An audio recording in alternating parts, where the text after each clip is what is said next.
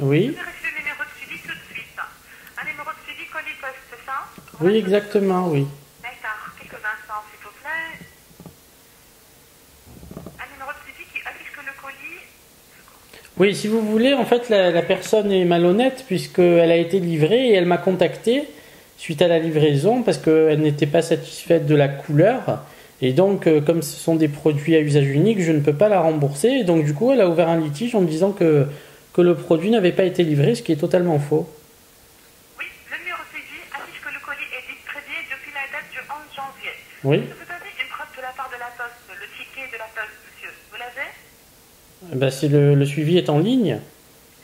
Oui, je l'ai, le suivi en ligne, mais est-ce que vous avez déjà une preuve de la part de la poste, le bordereau d'expédition, le ticket de caisse?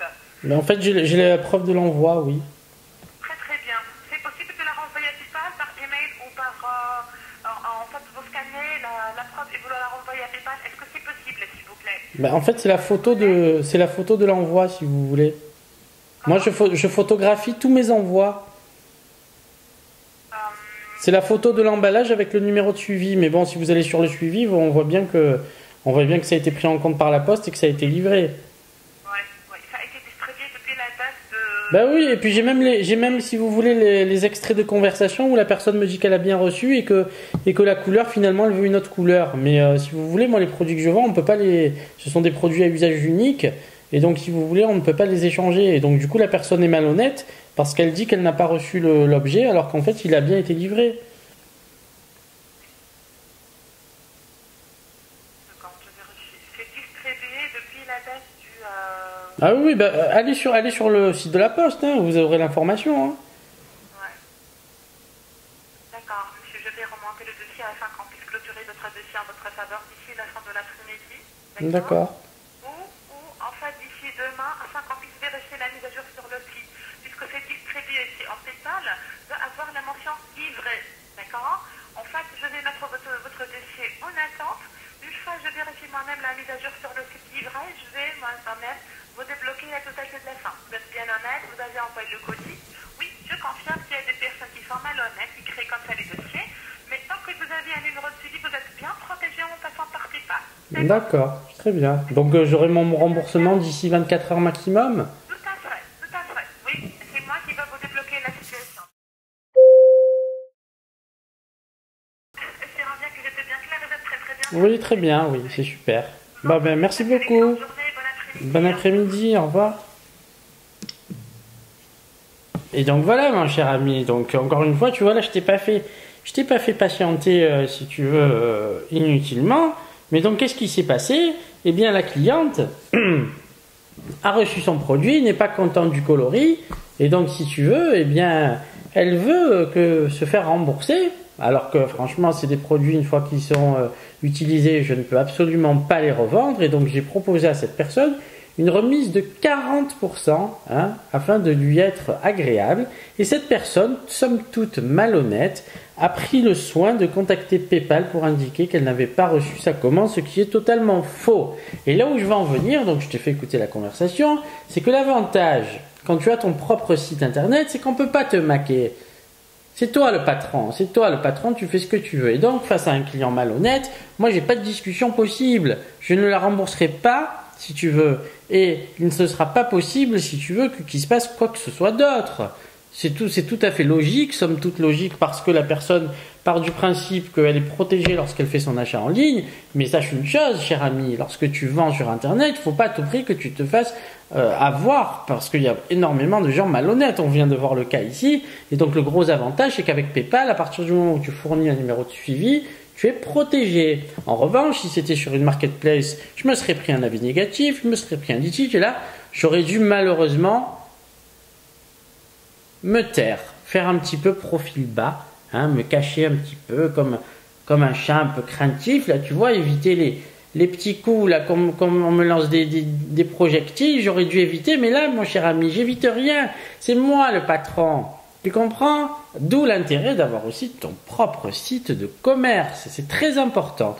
Donc si tu veux, ce que je t'expliquais déjà et je te réexplique, c'est que au-delà du fait que forcément, c'est toujours mieux de commencer sur une place de marché parce que tu vas bénéficier d'un trafic qualifié avec des acheteurs carte bleue en main qui vont pouvoir faire leur premier achat.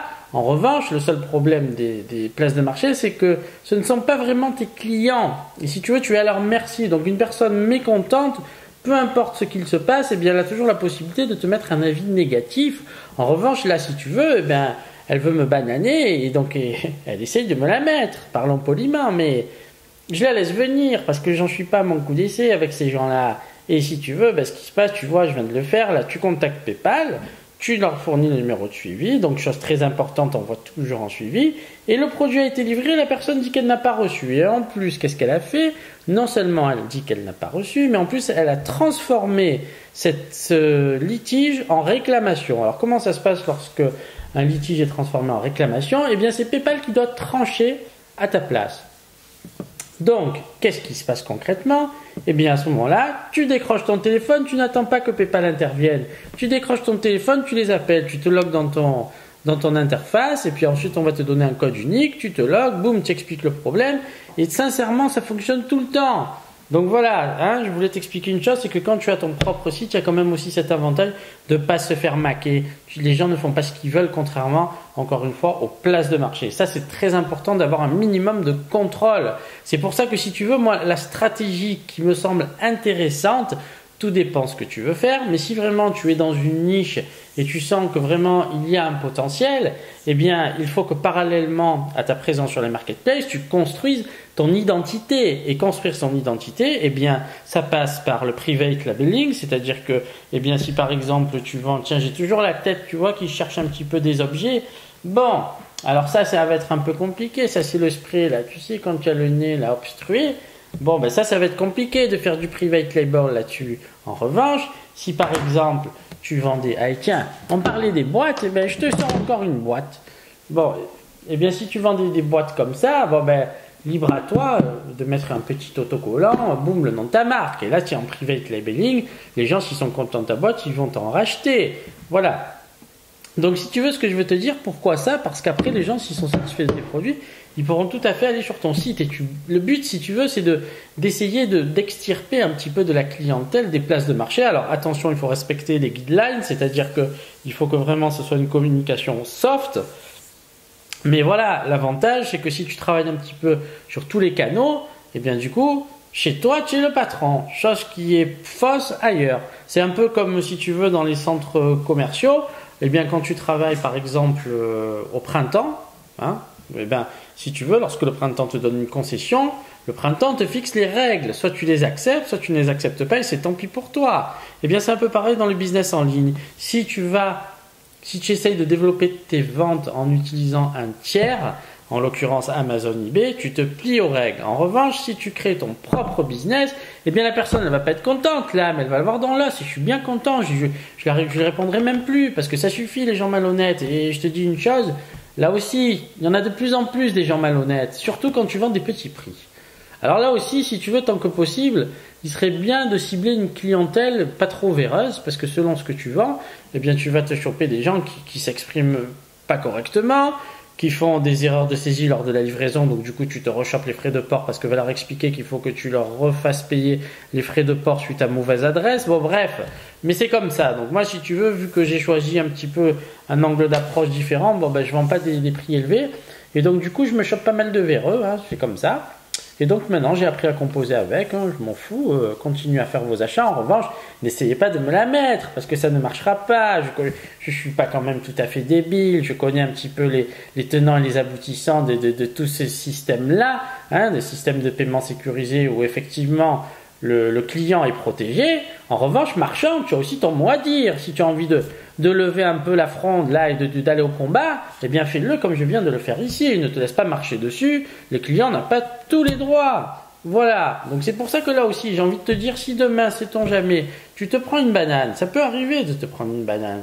Eh bien, tant qu'à faire, vaut mieux vendre des produits à un coût d'achat et coût de vente qui n'est pas trop élevé, de manière à absorber un petit peu tout ce que j'appellerais la démarque inconnue, un peu comme en grande distribution, où si tu veux, il y a un taux, alors ça intègre la casse, les vols, les articles perdus, endommagés, etc., périmés, bon, bref, tout le truc.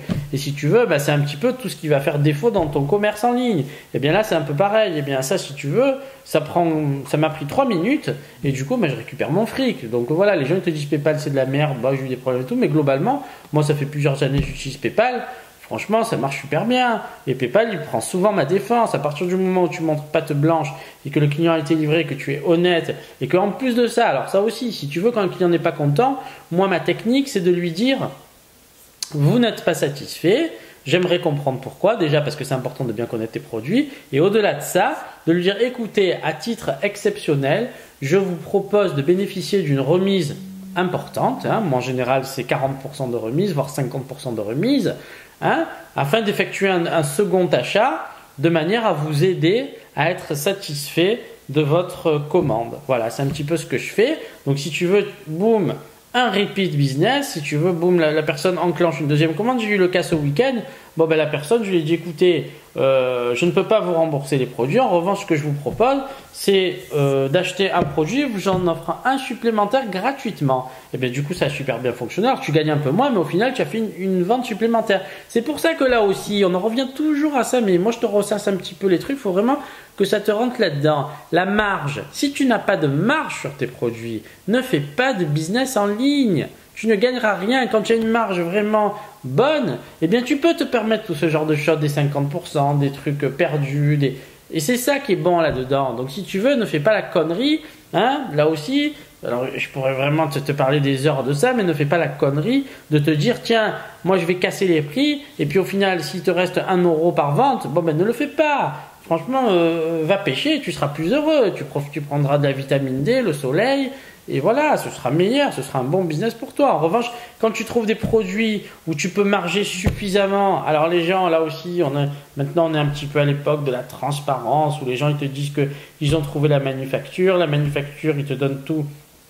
Ça leur coûte 15 euros, et bien vu qu'il n'y a pas d'intermédiaire, ils te le vendent 25, etc., etc. Et puis parfois, très souvent, le modèle économique, il fait que ça ne tient pas, parce que quand tu as des marges trop faibles, la moindre erreur, et tu sautes. Et donc moi, si tu veux, j'ai pas de problème à faire des marges à un coefficient bien plus élevé que x3. Alors je peux pas te dire tout dans mon business, c'est mon business, mais si tu veux, voilà, moi il m'arrive parfois de faire des x10. Bon, ben alors, eh ben je m'en fous, c'est mon business, j'ai trouvé des produits où je pouvais le faire. Eh bien, libre à toi de chercher, parce que si tu veux, j'ai envie de te dire une chose qui est très importante. Il faut que tu consacres énormément de temps et d'énergie à la recherche produit. C'est la base du succès de ton business.